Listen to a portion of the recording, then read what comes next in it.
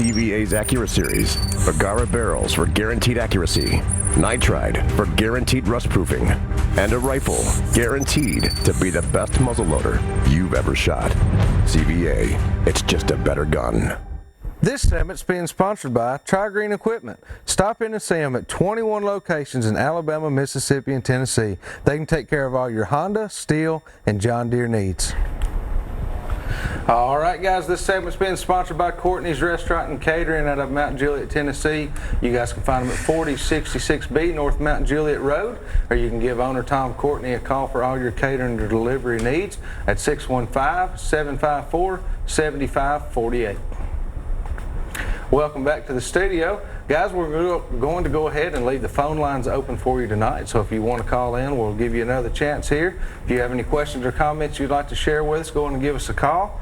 Gary, what kind of preparation goes into one of these tournaments? I mean, I know sometimes, like we just showed Percy Priest tonight, well, that's kind of in the backyard for you, but, you know, let's say you guys got to run to Kentucky Lake for the weekend or something, you know, there's a pretty good bit of preparation. I'm sure it goes into that.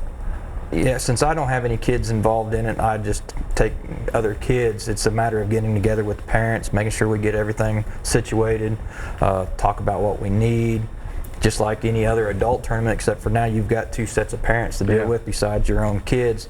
And we just make up our game plan. We try to gear up for pre-fishing and go from there. A lot of it is just, hey, let's look at this map or let's look at this app and see what we can come up with, and we go out there and we'll see if it works for us. If it doesn't, then we try to set up another game plan. Pattern, But that's the main thing, is just like the adults do, except for instead of two adults doing it, you got two kids and a boat captain sitting here trying to work it out.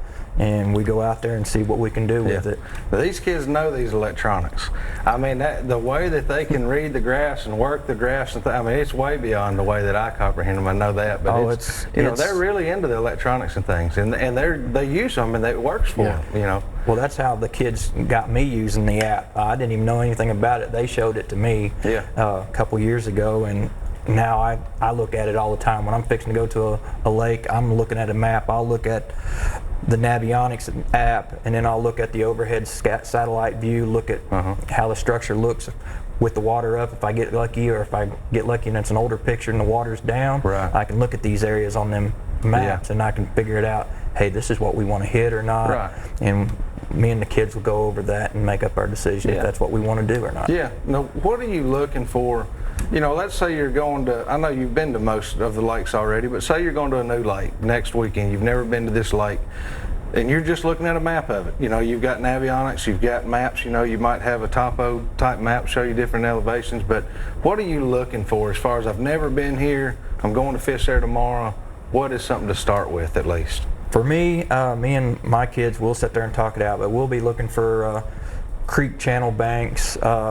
We'll see a slow or fast drop, so we have an option there to go fish that ledge if we want to, or fish that slow gradual drop. We'll try to hit both to try to figure out a pattern, and then we'll start focusing on that once we key into what we found fish on, and we'll hit more areas and banks that look like that on the map, and just kind of try to put the pattern together at that point. If you found them on this point in 12 foot of water, they're probably going to be over here in 12 foot of water, so on.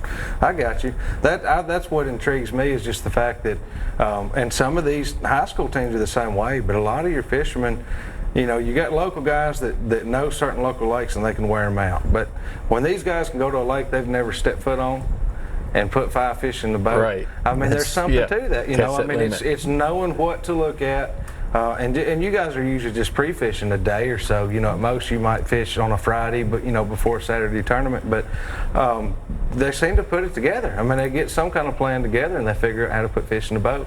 And some people, they tend to do it time and time again. You know, they just kind of have it figured out what to look for and what to back up and change. You know, but if you had to just pick a particular style again on a new lake, are you typically crankbait, you know, kind of search cranking, you know, like that, or? Yeah, when I'm going to a new lake, I'll pick 3 crankbaits in 3 different ranges: square bill, mid-range, and then a deep bank. Most of the time I'll pick my favorite colors, or something I have a lot of confidence in. I'll go hit that structure or that area and I'll just pound it hard as I can, move fast at some areas, and then I'll throw it down and pick up a jig. That's my main two that I always go to when I hit a new lake. Flip that jig or crankbait to see what I can get moving, because I got to cover a lot of water to find find that spot. So, yeah. Now, can you fish with them on pre-fishing day? Yes, we're allowed to pre-fish and show and lead by example. Yeah. Especially the new kids that are coming up, you really need that boat captain to help demonstrate and show them, so they get that confidence and they can start working that bait. Yeah. Hands-on learning is the best way really to learn anything, and I know you guys have to train, you know, for example, like running the trolling motor. I mean, that sounds simple to some of us that's done it our whole life, but I mean, you don't just stick somebody on the trolling motor and say run the trolling motor. I mean, you guys have got to teach them that type thing. Especially if you don't have something like an Alltrex or one of those that's more computer ran. Right. Them kids get up there and you step on that thing, and one second they stomp on that boat, and you about fly out of the boat because they hit the little button on the bottom and kick it full wide open and hit that button, and you go flying. I did Richard that way one time. He still gives me a hard time. He didn't come out of the boat, but what this was, it was the first boat I'd ever been on that had spot lock. Well, I didn't realize, you know, how, I mean, I knew what it was, but I didn't realize how you went about locking and so on. So we come up to a boat. Matter of fact, that's what we were doing, one of the anglers, and we were going to slow down and stop and interview him. Well, somehow or another, I accidentally hit the spotlight. I lock it. So when I did, it immediately jerks the boat around. Well, when it did, Richard's over my shoulder with this camera. You know, boy, Richard about went swimming. I thought he was going to throw the camera to me, and out he was going to go, but he hung in there. But that can get interesting real fast. And then he gave me the dirty eye when I tagged him on the shoulder. Man, what in the world? But yeah, that's what it was. You know, I just wasn't familiar with that. And again, I've run them my entire life, but it was something new to me. Spot lock. You know, what is this? Now, once I figured out what it was, I thought, greatest thing since sliced bread. You know, but sure about put Richard out of the boat the first time I hit the button on it. I tell you that. So it is. It's a learning process. Do y'all do any like a training day? I guess what I mean is, like, say for learning the trolling motor, or a casting day, or a knot tying day. Do y'all kind of, are there anything like that, or is that pretty much just per each coach to their team?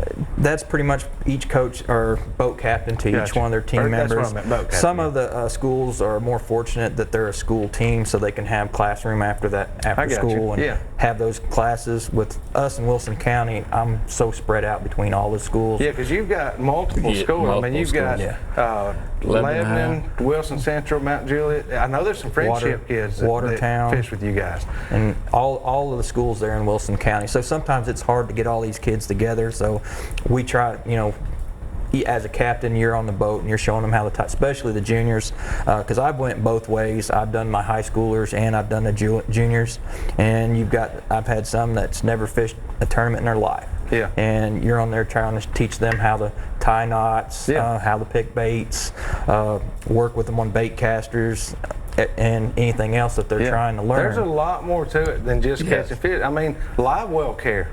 I mean, you can catch all the fish in the world. If you don't, you know, you got to keep them right in the live well, or it's not going to do you any good. You know? That's the big thing with the little ones. You've got to, because as a captain, I can help keep track of the fish to keep them alive, but it's their responsibility to come back, check on the fish, make sure that the live wells are still kicking on like they're supposed to. Their fish are kicking. Exactly. You know, I can assist them, but I can't do the work for them. That's right. It is their responsibility. I'm there to just assist. Yeah. Well, guys, we're going to get ready to take another quick break, and we'll be back here in just a minute with more Southern Woods and Waters.